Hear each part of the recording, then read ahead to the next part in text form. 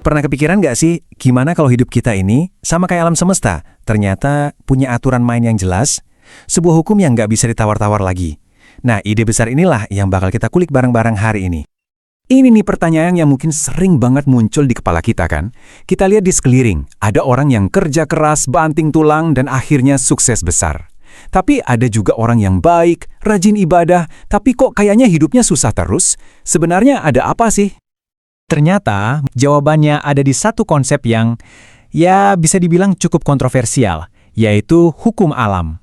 Eits, tapi ini bukan pelajaran fisika loh, ini tentang prinsip yang katanya mengatur hidup kita semua. Biar gampang, kita mulai dari yang paling simpel dulu, gravitasi. Coba deh kalau Anda lempar apel ke atas, pasti bakal jatuh ke bawah kan?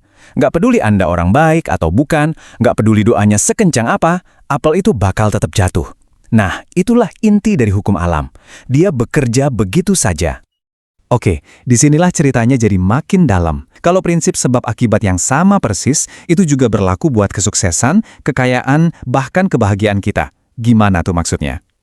Jadi, apa aja sih aturan main dalam hidup menurut konsep ini? Yuk kita bedah prinsip-prinsip utamanya. Ini tuh bukan soal hoki-hokian atau takdir buta. Hidup itu bekerja kayak sebuah rumus yang pasti. Kalau rajin, ya jadi pandai. Kalau hemat, ya jadi kaya. Olahraga teratur, ya badan jadi bugar. Sederhana, langsung, dan bisa diprediksi. Ini adalah rumus-rumus kehidupan.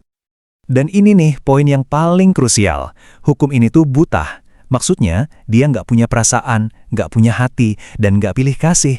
Dia nggak peduli Anda siapa. Dia cuma merespons apa yang Anda lakukan. Sebuah ide yang mungkin agak berat diterima, tapi di sisi lain, justru ini yang bikin kita punya kendali. Oke, teori tadi kedengarannya masuk akal ya. Tapi gimana sih wujudnya di dunia nyata? Nah, kita bakal lihat beberapa cerita nyata, biar kita makin kebayang. Contoh pertama, ada seorang eksekutif perempuan yang motonya itu kerja 24 jam sehari. Hasilnya, dia jadi salah satu profesional dengan bayaran tertinggi. Sebabnya jelas, kerja super keras dan manajemen waktu yang ketat. Akibatnya, kesuksesan karir. Inilah hukum alam yang sedang bekerja. Atau kita lihat kisah seorang ibu di tengah krisis moneter. Kondisi lagi susah banget, tapi dia nggak cuma diem, nunggu bantuan. Dia ambil tindakan. Dengan modal meja kecil, dia mulai jualan es kelapa. Kegigihannya itu yang bikin dia bisa bertahan hidup. Sekali lagi, aksi kreatif menghasilkan solusi. Tapi, hukum ini tuh kayak koin, punya dua sisi. Kalau ada imbalan buat tindakan yang benar, berarti ada juga konsekuensi buat tindakan yang salah atau sekedar ceroboh.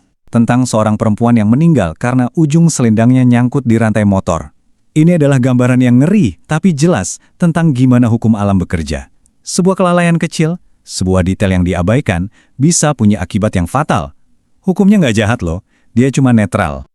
Sekarang kita masuk ke bagian yang mungkin paling menantang dari semua ini, yaitu benturan antara keyakinan yang pasif dengan tindakan nyata yang penuh tanggung jawab. Bayangin deh, ada mahasiswa mau ujian, tapi bukannya belajar, dia malah cuma berdoa di atas kertas jawaban yang masih kosong, berharap bisa lulus. Dia punya iman, tapi nggak ada tindakan. Hasilnya, ya udah bisa ditebak, dia gagal total. Di sini kita bisa lihat bedanya jelas banget. Di satu sisi ada pendekatan pasif, ya cuma nunggu keajaiban, berdoa, tapi nggak ngapa-ngapain.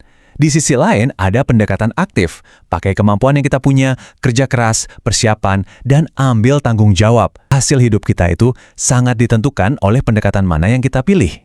Terus kenapa dong ada orang yang nggak mau terima konsep ini? Jawabannya simpel banget, kemalesan. Soalnya kan jauh lebih gampang untuk berharap atau nyalahin nasib daripada benar-benar kerja keras dan tanggung jawab penuh sama hasil hidup kita sendiri. Oke, jadi dari semua pembahasan ini, apa sih kesimpulannya? Apa pesan utama yang bisa kita bawa pulang dari konsep hukum alam ini? Pada akhirnya, semua ini tuh kembali ke satu hal yang fundamental. Sebuah pilihan yang sangat jelas yang kita hadapi setiap hari dalam cara kita menjalani hidup. Ini nih, inti dari seluruh filosofinya. Sebuah pertukaran yang kuat. Kalau kita lunak sama diri sendiri, malas, gampang nyerah, maka hidup yang akan keras sama kita. Sebaliknya, kalau kita keras sama diri sendiri, disiplin, gigih, rajin, justru hidup yang akan jadi lebih lunak dan mudah buat kita. Inilah inti dari hukum kehidupan, dan pilihannya sepenuhnya ada di tangan kita masing-masing. Jadi, materi yang kita bahas ini ngasih kita ide yang kuat banget, bahwa hidup kita ini bukan rangkaian kejadian acak, tapi hasil dari hukum sebab akibat yang pasti.